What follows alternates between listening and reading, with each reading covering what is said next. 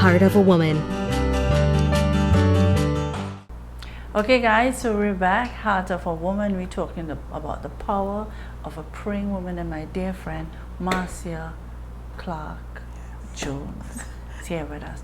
Marcia, you know, before we went to break, we were talking about how you love the party. Yeah. So I myself, I love to party, but girl, I just love going to the party and looking cute. Yes. I see how the chicks get on now, and Yes, yes. Not this sort of thing. But you know, when you talk about the call of God on your life, and you plan to go to the party. I remember there was this party I used to plan to go to every All Year's night, and I'm planning. And I remember the last time I planned, girl, remember my outfit, everything, and I'm standing there. And I'm looking at people having fun, drinking, and I'm thinking, why am I here? Mm-hmm. They look so stupid. Mm-hmm. The things of the world growing slowly dim. Yes. And not having that taste or that desire for the thing anymore, you know? So I really could relate, and I'm sure a lot of people could relate to what you're talking about. So you were saying, though, that that change is coming, but with that change, you were saying, with the journey, there will be some pain.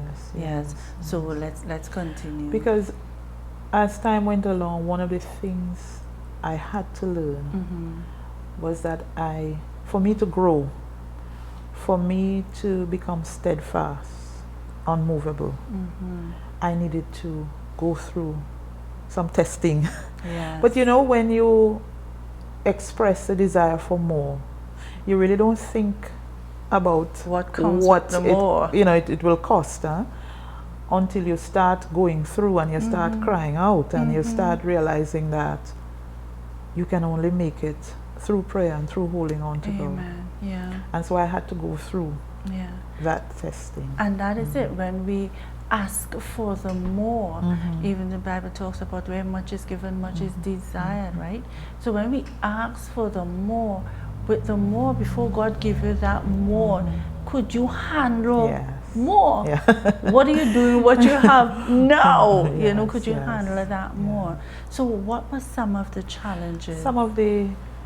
So let's go back to 1994, because that would have been around the time when I was in transition, let's put it that way, because I came, I would be in and out of the country. Tobago. Yes, in and out of I came, I had a full-time job in Jamaica, but I also, as I said earlier, as an entrepreneur, I had a small business on the side. Right. And that business, first I started visiting with friends, and then I started a business which involved exporting goods here. Right. So I would take time off from work, and I would hop over or hop down the region to see about my distribution, because it was a wholesaling business, and I would come and see about my distribution and collection, and I'm gone again. Right.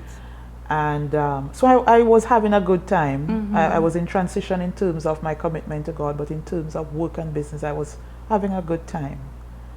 And not long after, a handsome gentleman spotted me in Tobago, as expected. Yeah. And he eventually became my husband. Right. We fell in love, and we got married, and hence produced one child. Yes. But through that marriage, the business, motherhood, there were so many challenges that arose, that there were times when I would actually cry out to God, to find what is going on. Yeah, and in the marriage, what was your relationship like with God, you think? I continued to grow, but then I saw a side of life that I didn't know before. Yes. Because of course, the marriage would have gone fine for a while. I thought everything was okay, and of course infidelity stepped in, and in my case it was not one-off situation, it was continuous, and so on. So that was one of the battles. But Marcia, even in that, let's talk about your prayer life. Yes. So and this is what I'm getting at, that here was I in a situation now where I cried out for more. And now I'm in this situation where I have to now make more choices. Yes, you wanted more. What are you going to do? Are you gonna hold on to the God that you said you wanted more of? And so looking back now, that was one experience that forced me, literally forced me to go deeper in prayer, cry out, spend time in the Word, spend time with God. As you said earlier, it cannot depend on what you get on a Sunday or what pastor says to you. Now I'm in a situation where there were times when I thought I would go crazy, you know, and I keep saying, I say to some people that I have so much to thank God for, because I felt as if I was supposed to end up in a madhouse. But by the grace of God.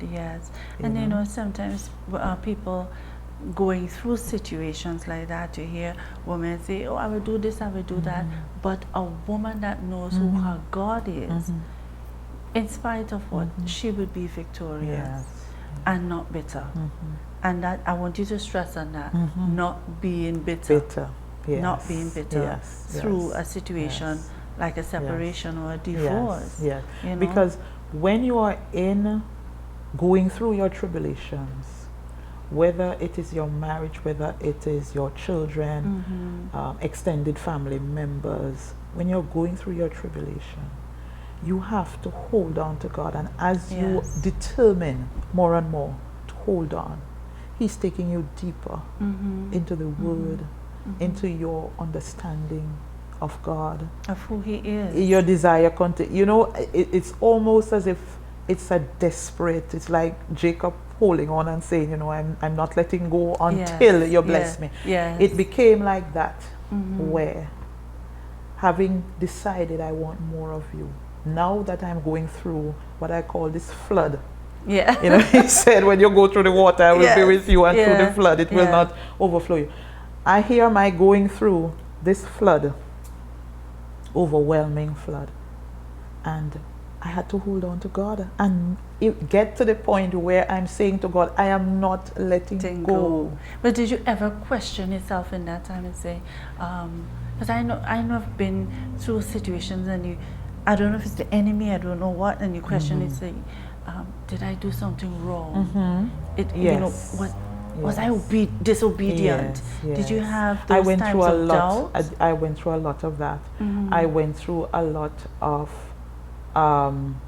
regret about how the relationship, the courtship, the marriage. I went through a lot of accusing myself. I went through a lot of course, him, you know, feeling anger towards him and so on, because as I said, I had never known that type of lifestyle before. Remember, from 11 I'm in the church. Even you're doing the partying. Even the partying, and you know that goes on out there. I'm saying from my exposure and my experience, family life, you know, what I grew up in, what I saw in the church, I had never had to come face to face. Let me put it that way. I've never had to come face to face. So when I found myself in that situation now, of course, one of the things that kept coming, how could you do that to me? You know? The self-pity to me, the self-pity as to how could this person have done that, do this to me? You know? So there are a lot of mixed emotions that would occur, you know, self-recrimination, anger with the person, so many things. But it would all lead me back to my knees. Lead me back to my knees. So even if I was in tears for whatever reason, it still led me back to wanting more of God. Amen. You know, there are other issues that would have come, because in terms of the business, as I said, you know, getting married meant that I would have left my job, you know, and decided to stay here because you know, I'm married now. So I'm here depending solely on a business, when before I had a full-time job and a business on the side. That is the way my life was set up. So we're talking about now a shift in shift, even finances shift and all in that. finances. So, Yeah. So eventually, of course, there challenges started in the business, you know, in the Mm-hmm. finance as well. So that was another challenge. Yeah. And eventually, because I'm now, you know, a resident, you know, through marriage and everything, I'm a resident. So I would have, you know, applied and been qualified, you know, Yeah. got a full-time job. But you know, Marcia, in all this, you had your daughter. Yeah, well, my daughter came, you know, Yeah, like through- 3 years. 3 years later, yeah. after we got married, Right. 3 years later. How do you cope going through that? And I'm asking because I know there are women going through, and because as mothers we want to buffer, we want to put. How did you do that?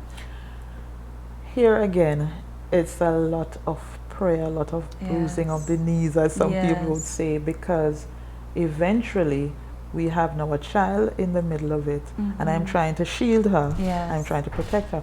One of the things I've always determined is that even though I'm hurting, and even though I may be questioning how this person could do this, you know, I was very clear that I must not teach my child to hate. Yes. You know, I should not keep her from her father. I should not teach her to be angry. I should be careful of what I say around her. Yes. You know, so yes. the shielding and the protecting starts there.